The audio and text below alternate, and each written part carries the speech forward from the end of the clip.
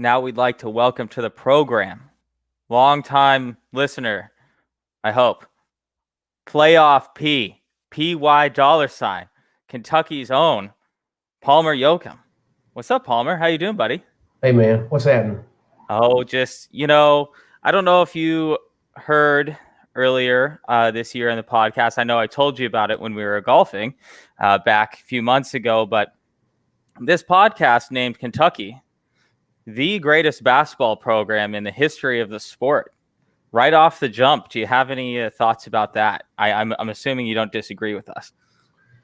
Of course not, man. I mean, there's a few to choose from. There's probably 4 to 5 to choose from, but yeah, Kentucky's got to be at the top. Of course, we're down now, but well, I mean, you're down for what? 6 games. Yeah, I mean that the worst stretch in Kentucky basketball history is happening right now, and it's like losing 5 games in a row. Well, even as we speak, man, you can even see him figuring out. Cal's putting the rosters out there.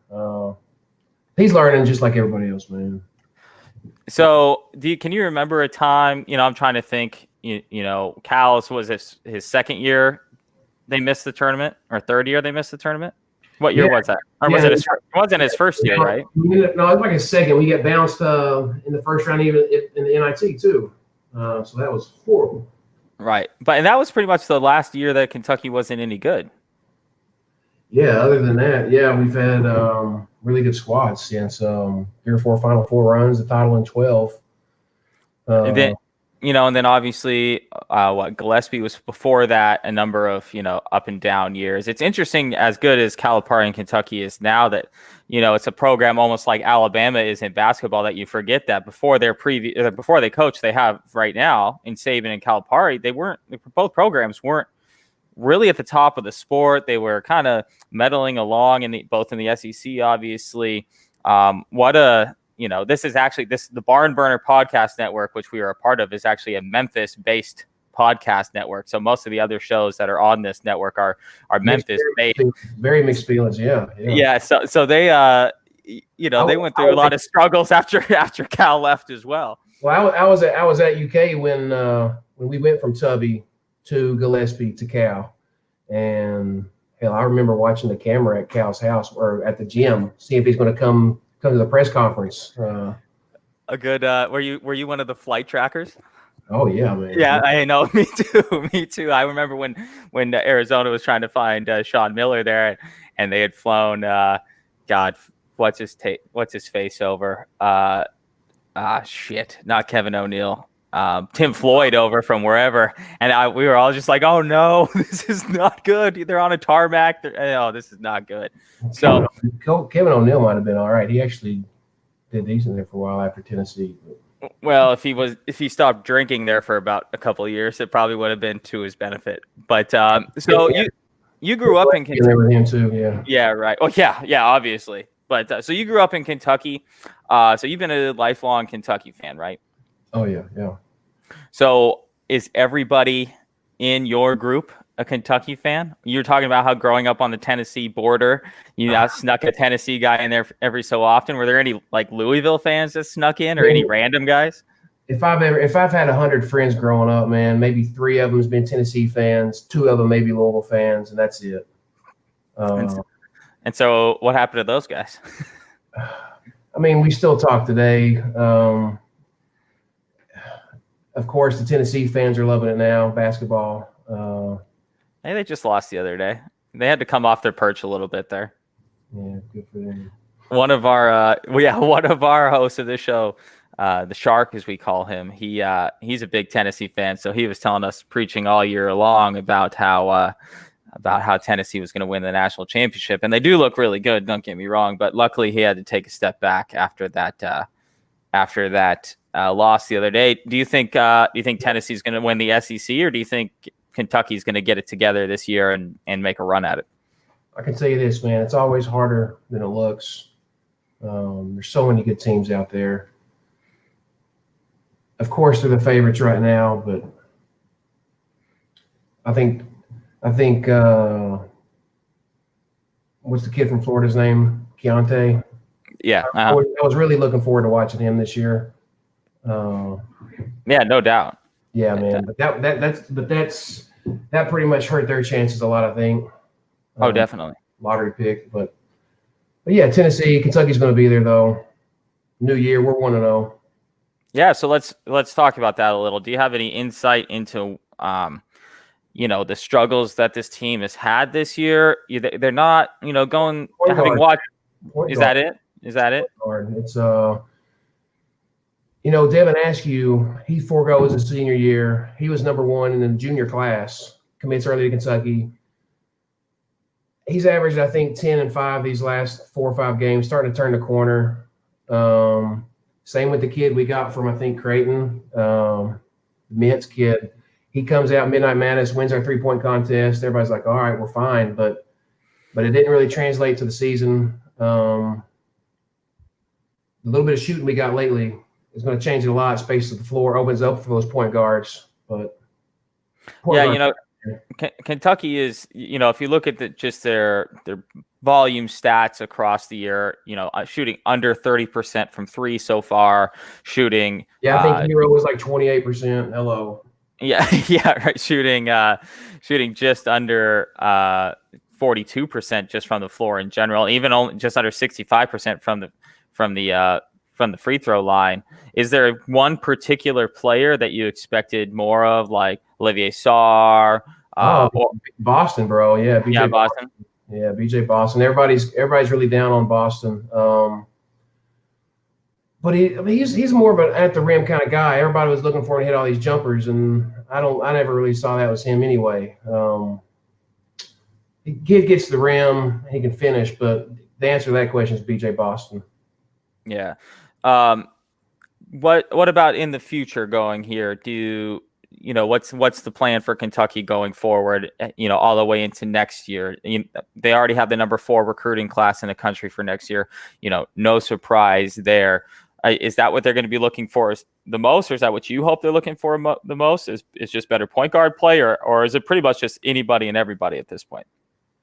Man, I mean, right here, right now, the thing that everybody's talking about in the Big Blue Nation is the local kid, Dante Allen. I'm sorry, he's from around Frankfurt. He was the big shot coming out of high school in the state, like 11th in the state. Averaged 42 a game his junior year of high school. Tears up his knee, misses his senior year, and he didn't play any last year as a freshman. And as bad as we started this year, everybody's on Cal. Hey, all right, time for Allen to get his minutes. He got his minutes last game, and he has 7 from 11 from threes. We win a game in double overtime. Even tonight, I was hoping he was going to get in the starting lineup. He comes off the bench. I got the game paused now. It's tied 19-19, I think. Sorry about that. Yeah, sorry. We apologize here at the program for doing this in the middle of a Kentucky game. Yeah. Hey, at least it's the first half into halftime, not the last 5 minutes. I never would have I'll get you up, yeah. Never would have subjected you to that. Yeah. So, you talk about Big Blue Nation. What's it like growing up or just being a part of Big Blue Nation? I think people in some parts of the country think that they have a good college basketball fan base. There's probably not many that compare to Big Blue Nation. Are there Kentucky signs in every window of every bar? Does every flag have a Kentucky house? Describe that a little bit to us, to people who have never been to Kentucky. Yeah, man. I mean, the Kentucky flags are out. It's a lot of family time growing up with Kentucky basketball, I feel. Kind of how it started with me.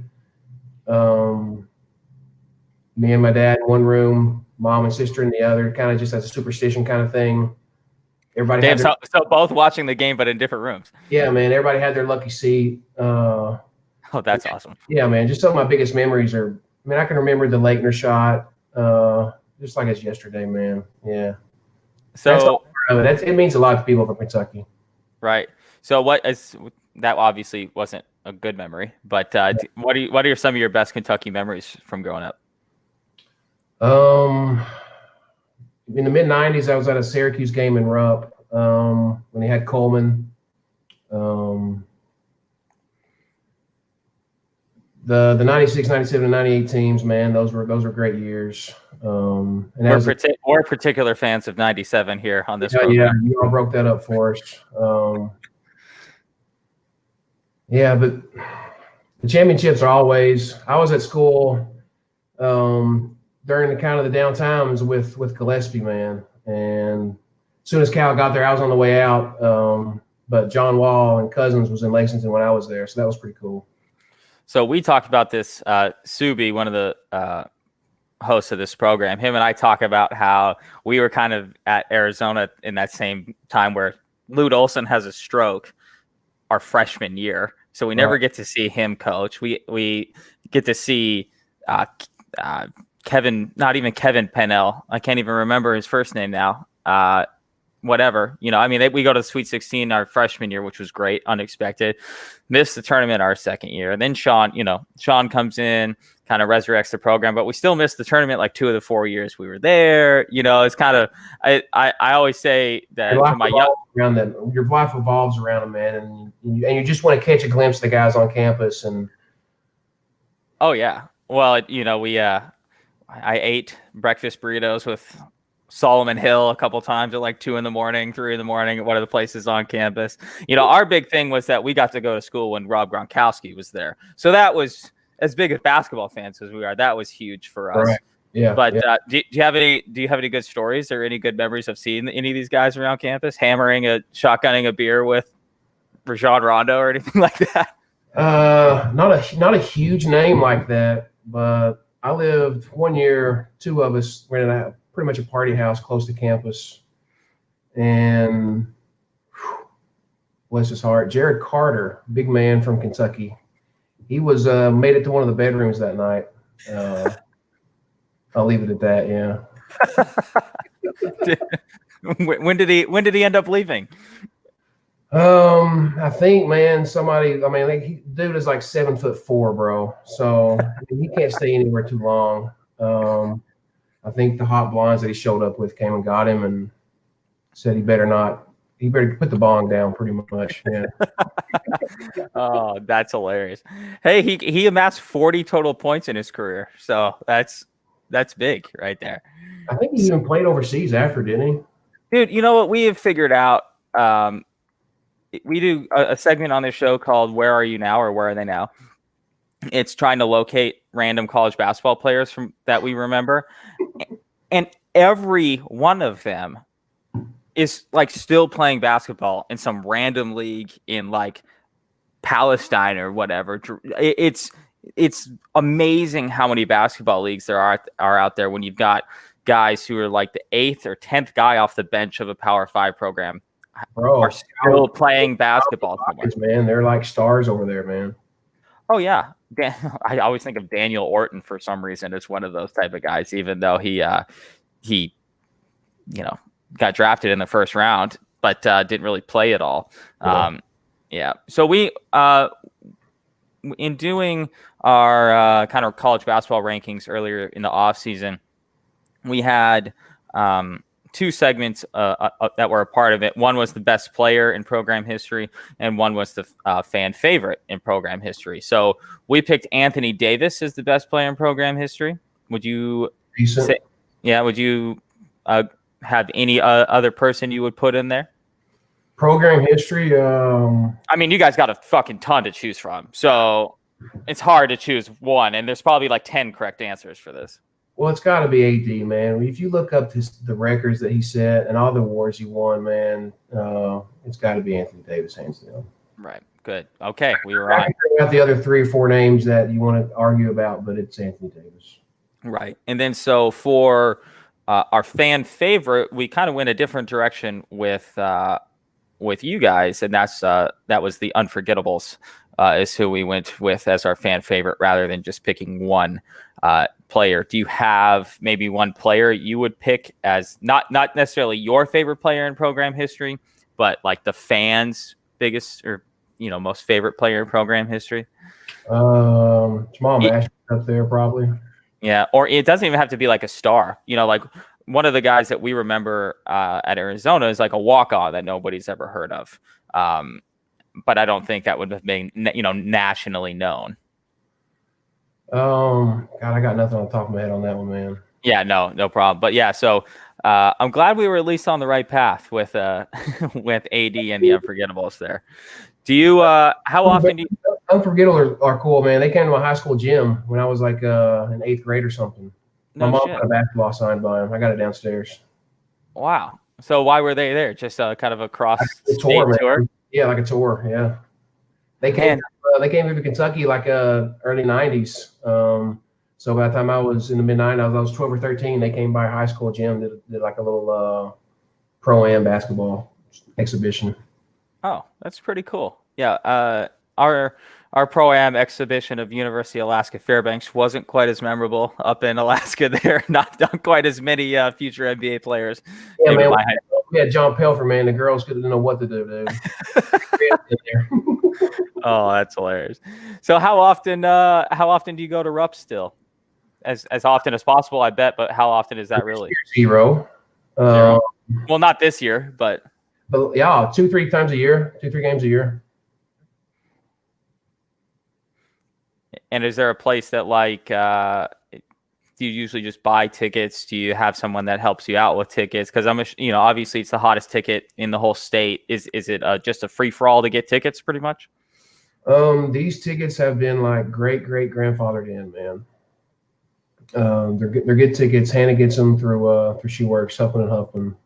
They got 4 tickets, and we go with Loretta Huffman every now and then. So yeah, shout out Loretta Huffman. Shout out! I'll toss her a mention on when we tweet this out. So, lady, man, yeah. When you were a student, did you go? It was a lottery system. You had, gosh, man, 30,000 kids trying to get those 200 tickets in the eruption zone. You stood in line, and you get a number 1 to 50. I'm sure like it's like how they all are, something like that. And if your section gets called, you go down and get an opportunity to buy 2 or 3 tickets at a time. Sweet. That's it's interesting listening to all of the people that we have on this show about. Yeah, man, it was like 4 hours sitting in the local gymnasium on campus, not Rupp, in Memorial, where yeah. You go sit in the gym for like 4 hours and act like you're fucking studying or something, but you don't get nothing done. We got to stand outside, 72 degrees and just, just beautiful. So we had a little different system. You could sign up online. I was a few years after you in school. And so you could actually sign up online. So it was a first come, first serve basis online every Sunday at 10 a.m. for the next week. So it was kind of like almost like a sneakers app drop or something. You would just sit there and refresh, which sometimes was good and sometimes was bad. Fortunately, because it was 10 a.m., everybody was hungover. So that's what I said. Hopefully, you're not too trash from your Saturday night. I know you. Yeah. Yeah, right. Exactly. So luckily that was high priority for us. So we were, we were able to get up, set an alarm for 9:58, and make sure we got up for that. I was leaving an art class, and that was the lottery system. So I would truck it from art in the evening down to Memorial for the lottery. That's how we did it. In art class. Man, there's my God, what are they? The 400 level outside your major bullshit. The electives. Yeah, little new people. Yeah, new models. Do you have anything that you've taken from that class that you still use today? So it was. I missed some classes in college. I was one of those, and but the teacher was cool, and they would let me make it up. And instead of objects to draw, I took like pictures out of Playboy and drew them, and turned them in, and she took them. That was pretty cool. Oh, that's great. Yeah, you need those type of classes in college. Like that Marshawn Lynch. You know why I'm here, okay? Like, yeah. Right, exactly. So they told me to. Yeah, right. So football has had a little bit of success recently. A little bit of a down year this year, even though they won their bowl game. What is the fanhood for Kentucky football versus Kentucky basketball, especially around campus? Is it we care when they're good, but we don't care when they're not good? Or is there a good built-in fan base for football as well? Man, if you've really looked, that's what me and my dad did growing up. We had season tickets to Kentucky football, and you go back even before Tim Couch, man. You go back to Bill Curry. They've been selling out Commonwealth Stadium since the '90s, man, and that's all I can vouch for. But I know that's a fact. Tailgating is as popular as ever, and it was always strong. They've got a great fan base. We do with Kentucky football. Of course, it's not as strong as Kentucky basketball. I mean, what is? But there's a lot of people really eager to get back out there, man. And for good reason, man. We just got our third straight bowl. We got some good offensive linemen coming back. We had a little bit of quarterback play this year, but I went along with that. I can only imagine, not just for Kentucky, but for college sports in general, what it's going to be like. Hopefully, this coming year, in terms of tailgating, getting tickets to Rupp is probably going to be doubly as hard this coming year. Same thing here in McHale, or a lot of campuses across America. Have you had the opportunity to ever go to a Louisville, Kentucky game? I know that there was a gap there for a while, but have you ever had opportunity to go to that? I haven't. I've not even been to the Yum Center, man. Okay, is that for you? Is that like the holy grail of games that you'd like to go to? Yeah, I mean, outside of a Final Four game or something, I would pick Kentucky Louisville for sure.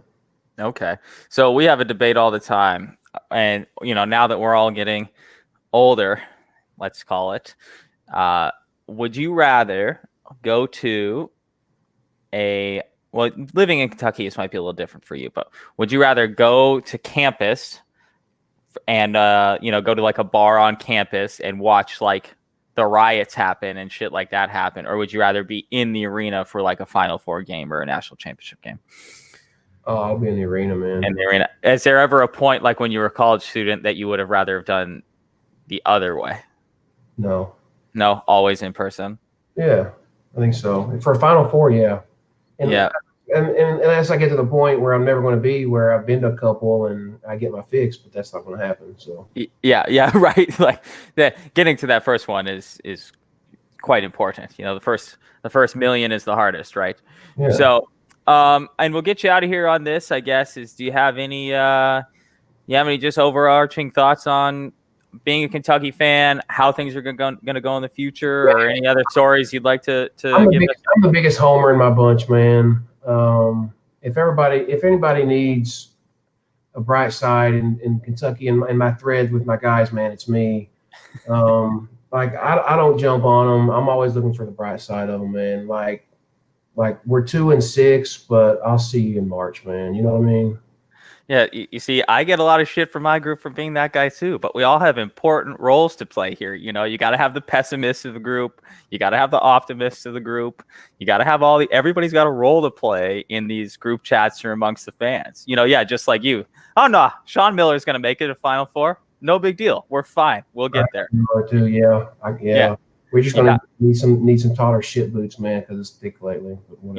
Yeah, it's important to have the optimists in each and every group. So, well, Palmer, thank you for joining us here. I know we've talked about this for a little while for you hopping on here, and hopefully this is the good luck charm that Big Blue Nation needs to end the year on a hot streak here. Let's go. All right, my man. Well, we'll talk to you later. All right, T. See you, buddy. Cool, man. All right. Well, thanks. Wasn't too bad, huh? No, it's great. Well, it's funny, so because you can get to talking for, like we accidentally did like a 50-minute interview last week with one of our Arizona buddies after the ban, and it's like, well, shit, we're only trying to keep the whole podcast to an hour. I see right now. It's already 20, 25 minutes. Yeah. Yeah, right. We could sit here and talk, and the problem was the three of us that we had on the program last week were all roommates in college. So it was like sitting on the couch like we did every year for 5 years in a row in college and then after college, so you just get to rambling and then, no doubt. So, well, hey, I'll let you get back to the game there. Appreciate it. I'm going to tweet it out tomorrow after I edit it. And then, I got to do the actual other segment since all my co-hosts bailed out on me this week. So I got to go Colin Cowherd fly solo for the other 35 minutes this week. So I know it's on a Bears toboggan, but what the fuck is that? Arizona. All right. Yeah. No. Colors. I couldn't quite tell. Nah, man. Come on. Your packs looking good, bro. My what? Your pack's looking good. Dog, they're the best team in the league. Jesus sakes, they look good. I mean, they're the best part about like this last 2 weeks really is they're just fucking coasting to. They don't even look. Don't even look like they're trying, and Aaron's just out there just dad dicking everybody at this point. Flick those two to Scantling, the one that Scantling dropped. I mean, just. He throws the ball. There's only like 3 or 4 athletes that I've seen in person that you can just tell are different than everybody else. LeBron is one. Steph Curry is one, because the way when he shoots the ball, like on his release, you're like, oh, this is just different than everybody else. And then the trajectory that Aaron Rodgers puts on the ball when he just flicks it like that, it's an effortless like 50-yard flick. Yeah. Okay. And then you're like, oh shit, he threw that like 52 yards in the air. He didn't even step into it, So, velocity. Yeah. So yeah, man, like I said, I hate to be the grand optimist of the world here, but there's not a lot. The defense is playing like a top 10 defense now after kind of a slow start.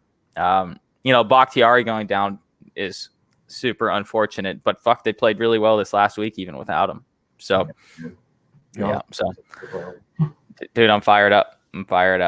So all right, dog. Well, I'll holler at you later. I will when it's all done, and I always tweet it out and then I post it, but I'll just send it to you as well if you wanna listen back. Or you could be like me and fucking hate listening to the sound of your own voice. I never even listen to any podcast that we do because I'm like, oh god, that just sounds fucking terrible. So I got into it with one fucking idiot at work over the phone, and I knew it was gonna blow up, so my sister was recording it. And I listened to it back, man, and I fucking hated it. Yeah, right. Yeah, you're like, oh no, that's not me, is it? I'll listen to that one though. It's a good one. Yeah, good. So, hey, next time you're on, we might have to have you rehash that. So, all right, man. Talk to you later. See you, bro.